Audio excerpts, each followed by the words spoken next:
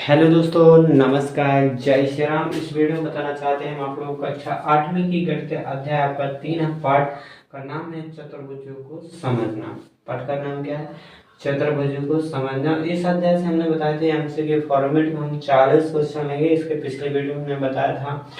और जी आपका भाग 2 है, त्रैमासिक परीक्षा 2024 के लिए बहुत इम्पोर्टेंट है। और अभी जी आपकी परीक्षा हो गई है त्रैमासिक के, इसी के बेस पे आएंगे। इसमें से एक आध दो ऑब्जेक्ट आपके साथ हर अध्याय से एक ना दो तीन ऑब्जेक्ट पूछे ही जाते हैं। तो हमने इस अध्याय से 40 ऑब्जेक्ट बनाए। कितने? 40 ऑब्जेक्ट बनाए हैं, पूरे आपके बुक से बनाए हैं। और भैया इसमें से ही आ जाएगा। आप लोग अगर पूरा वीडियो देखते हो तो समझ ही हो, और आपको ऑब्जेक्ट करने का नॉलेज भी मिल जाएगा। आप सॉल्व कैसे करते हैं भी पता चल जाएगा, कैसे लगाते हैं देखते चलो। बस आपको क्या करना, वीडियो को देखना और लाइक करना और कमेंट करके जरूर बताना वीडियो कैसे लगा। ठीक है, इतना काम आपको करना, बाकी हम आपको सब करवा देंगे, पास आपको करवा देंगे। ये क्वेश्चन ऐसे पूछे जाते हैं, आते जरूर है। हमने इनके आपको सवाल दिए हैं, इनके उल्टे ऑब्जेक्ट बना दिए, सवालों को ऑब्जेक्ट में बना दिया हमने। ठीक है, कुछ सवाल हैं आपके तो जो हमने आपको फिर तो यहाँ पर इसको देख लो, एक बार आप खुद सॉल्व करो और बाकी हम आपको बताते ही हैं। और बता दें हम आपको, इसके पिछले वीडियो में हमने आपको भाग 1 में बताया था। भाग 1 में बताया था हमने आपको, क्या बताया था? भाग 1 में बताया था हमने इसके पछाड़ी के ऑब्जेक्ट हमने अध्याय 1 से अध्याय 3 से बताए थे भाग 1 में। और 40 ऑब्जेक्ट देने हमें, इसके सामने 10 इसमें कर दिए थे। भाग 1 में भी हमने 10 कर दिए, भाग 2 में भी 10, तो 20 होगा भैया। तो 20 हो गए आपके, तो 20 और हम करवा दे भी। ठीक है, तो जो अध्याय कंप्लीट हो जाएगा आपका। और फिर हम आपके अध्याय के 4 के लाएंगे ऑब्जेक्ट, आंकड़े का प्रबंधन से ऑब्जेक्ट लाएंगे। ठीक है, तो वीडियो आपको पूरे देखने हैं। और आप लोग अगर हमारा वीडियो कंटिन्यू देखते हैं तो भैया कमेंट जरूर करके बताना। ठीक है, कि हम आपके वीडियो रोज देखते हैं। ठीक है, और इसमें पहला क्वेश्चन क्या कह रहा है, देखो हम आपको बताते हैं कैसे इनको लगाते हैं। पहला क्वेश्चन क्या है, एक समभुज की, पहला क्वेश्चन क्या है आपका? पहला क्वेश्चन, एक समभुज की कितनी भुजाएं होंगी यदि एक बाह्य कोण का माप 24 डिग्री? आपसे पूछा गया एक समभुज कितनी भुजाएं होंगी यदि एक बाह्य कोण की माप 24 डिग्री है। देखो, एक समभुज है, जिसकी समभुज होता है जिसकी सभी भुजाएं बराबर होती हैं। तो तुम्हें उसकी भुजाएं बताना है। एक बाह्य कोण की माप बस पता है तुम्हें, एक बाह्य कोण की माप बस पता है कितनी है, 24 डिग्री है। ठीक है, 24 डिग्री है। तो चाहे जैसे हिसाब से निकाल सकते हैं। आपको बाह्य कोण को अगर योग पता है, जैसे बाह्य कोण को योग पता है तुम्हें, बाह्य कोण को योग कितना? 360। ठीक है, बाह्य कोण को योग कितना? 360। बाह्य कोण को योग कितना? 360। ये दो तरीका से निकाल सकते हैं। बाह्य कोण को योग कितना? 360। एक बाह्य कोण कितना? 40। भाई अगर आप लोग कोण में भाग लगा, जितना अपना चार कोण बाह्य कोण को योग पता, चार जितना चार जौन बहुभुज हो, एन बहुभुज हो, चार जौन सा बहुभुज, जितनी भुजाएं हो बहुभुज में, जितनी भी भुजाएं हो, लेकिन बाह्य कोण को योग आपको 360 रहता है। चाहे तुम 6 भुजन वाले हो, चाहे 15 भुजन वाले हो, चाहे 24 भुजन वाले हो, चाहे 30 भुजन वाले हो, लेकिन उनके बाह्य कोण को योग रहे 360 है। अंतः कोण को योग बस बदला, बाह्य को नहीं बदला। तो भैया एक कोण अगर आप भुजाएं पता करने हो, जितनी भुजाएं होती उतने कोण हो। ठीक है, जितनी भुजाएं हो उतने कोण हो। कितने? अगर तुम्हारी 12 भुजाएं तो 12 कोण रहे 12 के। ठीक है, 12 के 12 रहे हो, अंदर की भी 12 रहे। और जैसे आपका देखना है, जैसे अपन त्रिभुज बनाने छोटा सा, अगर ये कितना देखो, त्रिभुज के बाद बाह्य कोण का तो मतलब नहीं, तीन ही कोण साथ जो कोण बन जाए कोई दिक्कत नहीं, बाह्य कोण की गिनती। अब जितनी भुजाएं, तो देखो त्रिभुज में यहाँ पर त्रिभुज के तीन कोणों का योग कितना हो? 360 हो। अगर तुम्हें एक कोण दे दे, एक कितना मतलब प्रत्येक कोण चार दे दे, एक कोण दे दे चाहे जितना सो, अगर आपको पता हो कि कोण 60 डिग्री को है। ठीक है, 60 को तो समभुज है, समभुज होना चाहिए। समभुज को परिभाषा क्या होती है? संभव ये होती है कि सभी भुजाएं बराबर हो चाहिए और सभी कोण पर। अगर एक 60 का तो भाई एक सभी 60 की कहा है ना 60 की। अगर तुम्हें कोण पता हो तो प्रत्येक कोण 60 डिग्री, तो 60 को भाग लगाओ तो भुजाएं निकल आएंगी 36 या 18 60। 60 को भाग लगाओगे 3 भुजाएं तो 1 2 3।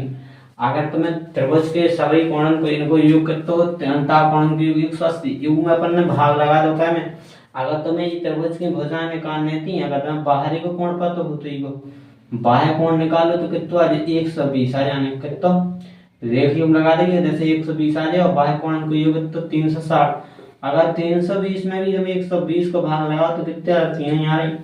तो ऐसे ही अगर अपन बाह्य कोण को पता हो तो प्रत्येक कोण कितना है 24 डिग्री, तो अगर अपन भाग लगा दें एक कोण को तो निकल यहाँ भुजाएं लगा दो 24 को भाग लगा देंगे कितने हुए हैं। ठीक है ना, 24 को भाग लगा दो 24 बाह्य कोण में भाग लगाओ से, तो अगर अंतः कोण निकालना बहुत बड़ा हो जाए बाह्य कोण में निकाल दो चाहे अंतः कोण में निकाल दो वो एक ही आता और कितना ही है। 24 को भाग लगा दो 24 एकम 24 बच के कितने 24 एकम 24 4 में से दोगे 2 बचना और फिर 1 बच 24 पंच कितने हो जाती 120 15 भी जाना है कितने 115 सीधे भाग दे के भी देख लो अगर आपको लग रहा हो डाउट। 24 एकम 24 2 बची 1 बची तो 24 पंजे कितना होता है 120 कितना होता है 120 आ जाए ना कट गया ना। तो 15 भुजाएं होती कितनी होती है इनमें ऑप्शन सी राइट हो जाएगा। कितना हो जाएगा ऑप्शन सी राइट हो जाएगा। अगर आप लोग अंतः कोण से निकाल चाह रहे थे पहले ये को बाह्य कोण कितना दो तो 24 डिग्री बाह्य कोण 24 डिग्री दो तो तुम्हें पता है कि बाह्य कोण कितना 24 है। लेकिन पहले जो बात था लेकिन अपन ये बाह्य कोण से निकाले फिर अपन अब जो थोड़ी पता कि भुजाएं पता है इतनी भुजाएं तो जब तो अपन को कोण को योग लगाना लेकिन बाह्य कोण से निकाल सकते और कोण को तरीका नहीं है। ठीक है जब कौन से निकाला है जो मतलब बाह्य कोण पता हो कि बाह्य कोण सवर्ण को कितना हो 360 हो। अगर एक भी कोण तुम्हें बाहरी को पता हो अगर 360 में भाग योग सभी कोण को योग कितना हो 360। अगर 24 को भाग लगा दो तुम 24 डिग्री का माप है ना एक कोण कितना माप एक कोण 24 का वो भाग लगा दोगे अपने आप भुजा पता चल इतने तो कितना के 15 भुजाएं त्रिभुज में कितने 15 भुजा भाग लगाए। ऐसे फिर तुम्हारा दूसरा क्वेश्चन है एक समभुज की कितनी भुजाएं होंगी यदि एक बाह्य कोण की माप करते 45 तो सीधे क्या करवाई है 360 में 45 को भाग लगा दो डिवाइड कर दो जितना मार्क्स अपना आ जाएगा। इसका ऑप्शन आएगा ए नंबर 45 8 कितने होते हैं 360 होते हैं सीधा 45। आप 360 में 45 को भाग दोगे तो 8 बार जाएगा देख लेना 8 ही बार जाएगा तो इसका ऑप्शन राइट हो जाएगा ए। और आपका तीसरा है एक समभुज की कितनी भुजाएं होगी यदि एक बाह्य कोण कितना है बाह्य कोण की माप कितनी 30 डिग्री है तो अब आप तुम्हें 360 में कितना 30 को भाग लगा देना। जब तुम 360 में 30 को भाग लगाओगे तो 0 से 0 काट दो और 12 के लिए कितने 36 3 बार में 12 बार में जाओ तो इसका ऑप्शन राइट हो जाएगा 12 भुजाएं बहुभुज की सीधा। अब उसका उल्टा क्वेश्चन पूछ क्या है। अब आपका क्वेश्चन चौथा में कहा गया है कि ऐसा चतुर्भुज कौन सा है जिसकी समूह भुजाओं का योग समांतर होता है। ऐसा चतुर्भुज कौन सा है जिसकी समूह भुजा समांतर समूह भुजाओं का योग समांतर होता है कौन सा है बताओ जल्दी। ऐसा चतुर्भुज कौन सा है जिसकी समूह भुजाओं का योग समांतर होता है कौन सा समांतर होता है समांतर चतुर्भुज या समचतुर्भुज या समलंब या पतंग कौन सा है। तो इसका ऑप्शन एक हो जाएगा ऑप्शन सी हो जाएगा राइट समलंब होता है। समलंब चतुर्भुज की परिभाषा होती है ऐसा चतुर्भुज जिसकी समूह भुजाओं का योग समांतर होता है वो समलंब कहलाता है। समूह भुजाएं इसमें एक समूह सामने सामने की भुजाएं समांतर होती हैं चार जहां की तुम्हारा समांतर रहा ठीक है।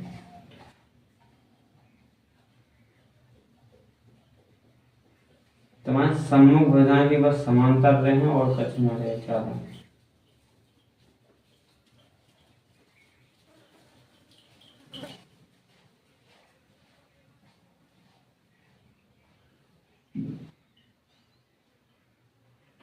चारों की ओर समूह भुजा चार तुम्हारी दिग्जा है समान ई के समांतर कहा जा समांतर सी रेखा समांतर रेखा की परिभाषा क्या हो जो एक दूसरे को काटे ना। अब तुम इनको चाहे जितने दूर तक ले जाओ तो ये कभी प्रतिच्छेद नहीं करेंगे। अगर तुम इनको ले जाओगे ना इस वाली को तो ये जाएंगे तो ऊपर काट डालेंगे एक पक्ष में।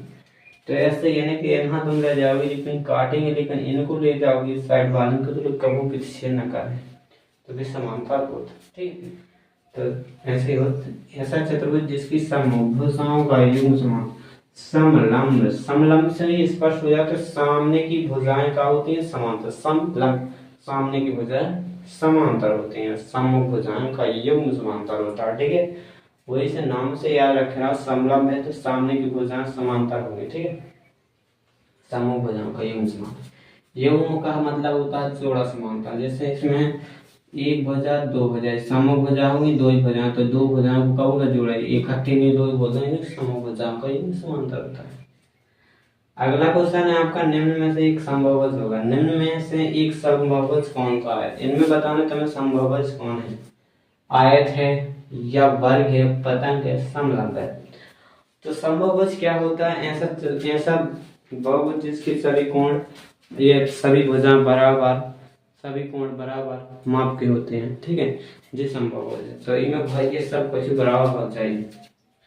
तो आयत में तो देखो 90 डिग्री के तो कोण होते हैं, आयत की सभी भुजाएं बराबर नहीं होती, सम्मुख भुजाएं बराबर होती है ना, आयत की कोण तो सब बराबर है लेकिन भुजाएं बराबर नहीं होती, इसको कैंसिल मारो।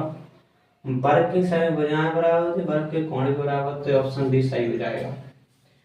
समबहुभुज याद रखें और सीधे सीधे समबहुभुज की सभी भुजाएं बराबर हो चाहिए, समबहुभुज में सभी भुजाएं सभी कोण, तो यही में वर्ग में रात की वर्ग ही ऐसा चतुर्भुज है जिसकी सभी भुजाएं सभी कोण बराबर होते हैं, वो कौन चतुर्भुज नहीं है। ठीक है तो भुजाएं तो बराबर हुई लेकिन कोणों के कोण नहीं बराबर रहते, ऐसा तो हो जाता है। निम्न में से एक विषम बहुभुज, विषम बहुभुज को उल्टा हो जाएगा तो विषम बहुभुज ऐसा बहुभुज जिसकी ना तो कोण बराबर ना भुजा बराबर, कोई मतलब नहीं चाहे जैसे आ जाए। ठीक है, तो इनमें बराबर नहीं होता, आयत आयत में जी हो जाएगा, अब क्या करें, एतजी जी विषम एत संभव जी था तो जी बाकी सब देखे विषम बहुभुज, तो ये आयत का होगा, आयत का दोनों आयत की कोण बराबर हो लेकिन भुजाएं बराबर नहीं हो, तो ये विषम बहुभुज, ये वर्ग समभुज है, समबाहु भी संभव है, पंचभुज भी संभव है। पंचभुज के सभी कोण बराबर, सभी भुजाएं बराबर हो। ठीक है, तो ऑप्शन इसका राइट हो जाएगा ए नंबर का, आयत के कोण बराबर लेकिन भुजा बराबर नहीं होती। सातवां त्रिभुज के अंतः कोणों का योग होता है, त्रिभुज के अंतः कोणों का योग, अंतः मतलब अंदर के कोणों का योग कितना होता है त्रिभुज की, जैसे आपको पता है त्रिभुज तो आपने सातवें में लगाया है ना, सातवें में त्रिभुज के अंतः कोणों का योग पढ़ा होगा, कितना होता है त्रिभुज के अंदर के कोणों का योग, अंतः का मतलब अंदर के कोणों का योग कितना होता है पूरी 180 होता है ना, पता है आपको, आप लोग ऐसा जानते हो त्रिभुज के तीनों कोणों का योग, अंतःहानि अंदर के कोणों को बोला जाता है अंतर कोण, त्रिभुज में जितने अंतः कोण हो उतने अंदर तीन कोण, तीनों कोणों के योग कितना, तो 180 ऑप्शन डी राइट हो जाएगा। एन भुजाओं वाले बहुभुज को कहते हैं, एन भुजाओं वाले बहुभुज को क्या कहते हैं, बहुभुज, एन बहुभुज, ऑप्शन बी हो जाएगा। जय भुजाएं हो तो उसका नाम इतना ही दिया, तीन भुजाएं वाले बहुभुज, तीन एन, एक भुजा तो हो ही नहीं सकती। ठीक है,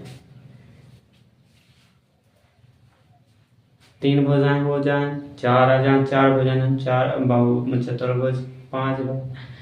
ठीक है, तो ऐसे हिसाब से नाम रख देते हैं, एन भुजाओं वाले बहुभुज को एन बहुभुज कहते हैं। ठीक है, चार पांच भुजा वाले पांच भुज, चार छह भुजाएं, षष्ठभुज, सात भुजाएं, सप्तभुज, ऐसे बोला जाता है। तीन भुजाओं वाले बहुभुज को कहते हैं, तीन भुजाओं वाले बहुभुज को कहते हैं, तीन भुजाओं वाले बहुभुज को क्या कहते हैं, त्रिभुज। तीन भुजा से त्रिभुज ही बना तो ऐसा ही है। और चार भुजाओं वाले बहुभुज को चतुर्भुज क्या कहते हैं, चतुर्भुज, जैसे खालिस्तान में घर। और दोस्तों मिलते हैं नेक्स्ट वीडियो में, अगली वीडियो में। अगर जी आपको वीडियो अच्छा लगा तो कमेंट करके जरूर बताना वीडियो कैसा लगा, और मिलते हैं दोस्तों नेक्स्ट वीडियो में। जय श्री राम, धन्यवाद।